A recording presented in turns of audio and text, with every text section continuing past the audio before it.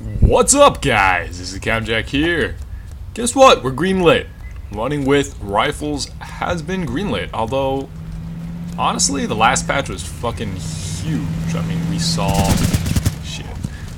how many? We got 100 greenlit games in one day. Including Running with Rifles. So, I mean, I guess I'll talk about this a little bit. So, joining Greenlight, the purpose for most indie devs is to get their game on Steam. However, there's a kind of an ulterior motive here, and that is publicity. I mean, when you greenlight a small batch of, let's say, 10 or 15 games, every single game that got greenlit gets noticed, you know? It's like, oh wow. You know, once a month or however long the delay was or the gap was, people are like going through those greenlit games and checking them out, and now you have 100 greenlit games in one day. I mean, frankly, because now Running with Rifles is nothing more than just another name. It's basically the same thing as Greenlight. In Greenlight, there's the problem of there's no way to like check the top games or anything like that, so you kind of have to just browse through and hope that you get seen. That's kind of the same thing with this badge. If you go to that not the forum post, but the new Greenlight post that says, yeah, we greenlit 100 games today, you'll see a humongous list of games, and Running with Rifles is just another game in the block. There's nothing that sets it apart right now. And you're probably not even going to care about it unless you actually heard about it from somewhere else. So, while, yeah, we did get greenlit, it wasn't quite the way we wanted, expected it to work. But, I mean, you know, getting greenlit's getting greenlit. If you bought the game already, you will be able to... Oh, shit. You will be able to,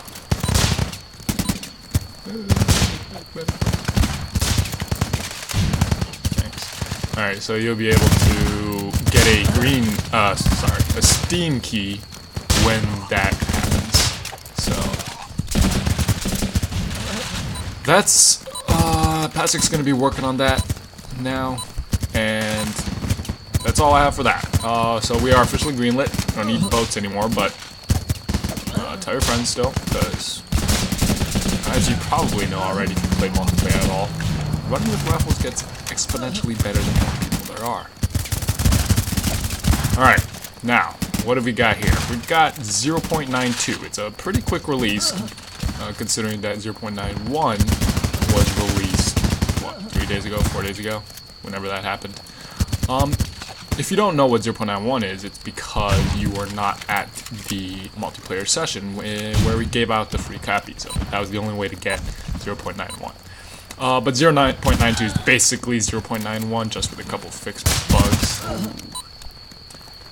Alright, so I'm gonna go through a couple of features that I missed earlier in my other video, 0.91, and that's it. So, first thing, I didn't know this.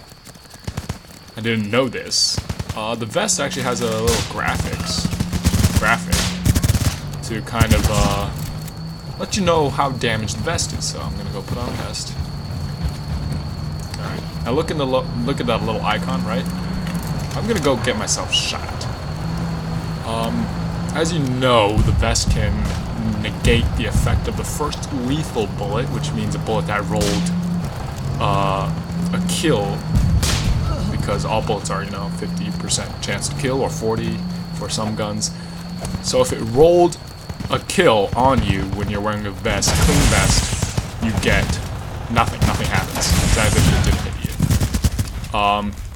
But your vest will take 1 point of damage. The second one will render you stunned, similar to the effect of a flashbang. So it'll be on your ass, and you can't really move, but you'll still be alive. So there you go. Okay, so I just took a grenade. Notice that my vest now has a bullet hole in it. So that bullet hole means... Nope, now I got 2. And 3. So the first bullet hole meant that it already absorbed the 1 bullet that I get for free. The first non-lethal bullet that just is rendered non-lethal. Or nothing happens. and I guess they don't kill me, but the second bullet will render you stunned, which you kind of saw there, but it quickly transitioned into the third stage, which is wounded, where you actually need a guy with a medikit to come save your ass. I don't think there's actually a suicide button, which kind of sucks. I guess I should bring this up because I wish the AI would try and kill me. Weird. So yeah, there you go. So you just kind of bleed out. And that's how it works. So you can take a quick glance on the bottom left-hand corner, kind of tell where your vest is in terms of protection, if it's going to protect you or not. And you can kind of prepare or stock up on vests to help against just running into battle with nothing. Okay, so the next thing that I did not mention in the other video was the new vehicle AI system. So if you've played before this, I guarantee you're familiar with the fact that the AI loves to hog the vehicles. They'll take it and they'll drive it right away when you're running towards it and you're like, hey, wait for me. I know it pisses me off sometimes, but now there's a way to call for them to wait for you, so they'll wait for you. If I can find a friendly vehicle, I don't think we have one, so I'm going to start a quick new game. We'll set base capture to 4 so we can at least have a couple of vehicles. Alright, so now what you do is you want to shoot at, if the AI is driving away, you can shoot at it. If you shoot at it, your guy will say, wait for me, and the vehicle will stop and wait for you to get in.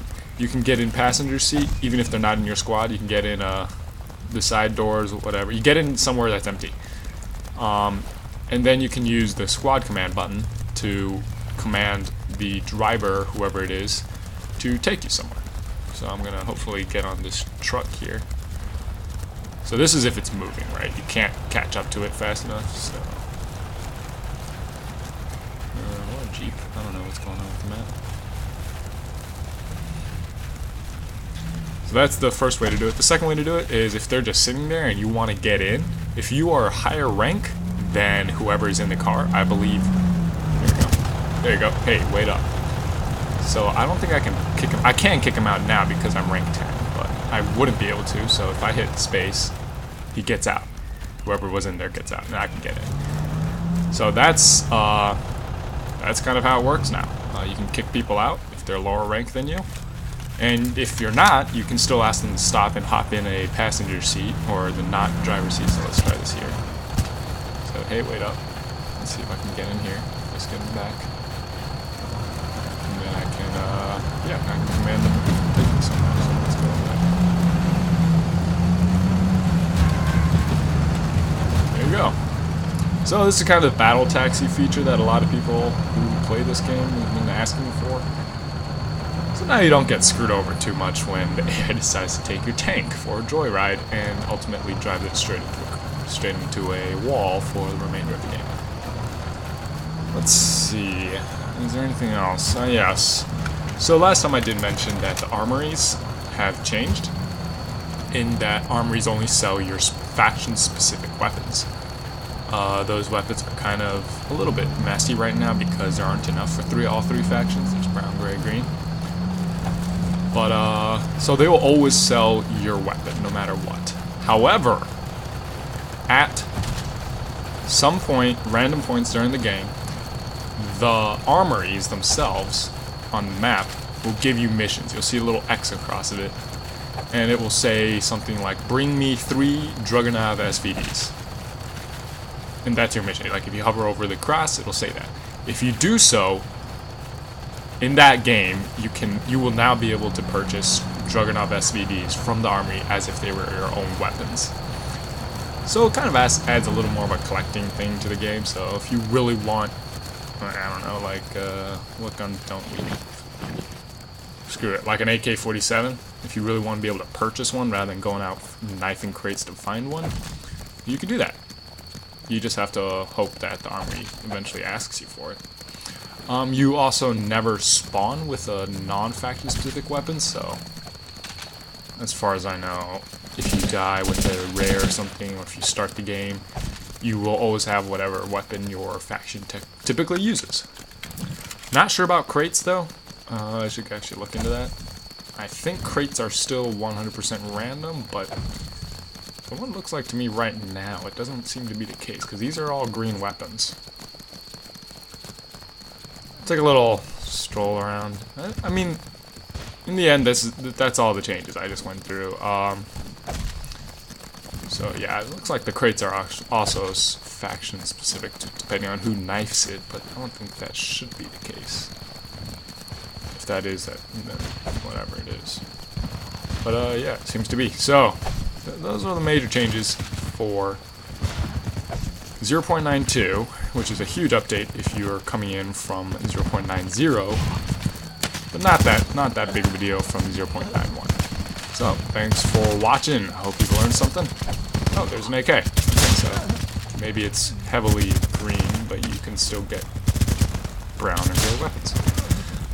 So yeah, thanks for watching. Have a good night.